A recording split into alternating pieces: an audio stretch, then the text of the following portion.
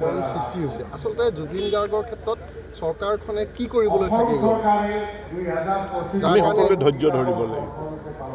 কাৰণ যেতিয়া আমি কাৰোবাক তদন্ত SIT গঠন কৰিছোঁ SITয়ে তদন্ত সম্পূৰ্ণ কৰালৈ আমি ধৈৰ্যৰে অপেক্ষা কৰিব লাগিব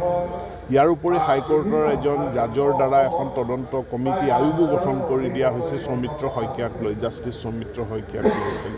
সেই তদন্তৰ প্ৰতিবেদন অহালৈকো আমি ধৈৰ্যৰে অপেক্ষা কৰিব লাগিব আৰু আমি নিশ্চিত অসমৰ ৰাইজে ন্যায় পাব জুবিন গাৰ্গে ন্যায় পাব আচলতে কি ঘটনা হৈছিল সি নিশ্চিতভাৱে পোহৰলৈ আহিব কিন্তু অধৈৰ্য হৈছে একাং সন্মুখত যিহেতু ইলেকশ্যন আছে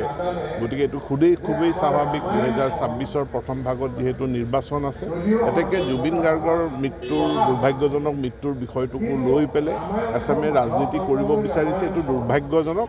মই ৰাজনীতি কৰিবলৈ মই নকওঁ মই অসমবাসী হিচাপে সকলোকে এটা ন্যায়ৰ পক্ষত আৰু যাতে এই তদন্তটো খৰতকীয়াভাৱে সম্পূৰ্ণ হয় ন্যায়ালয়ে যাতে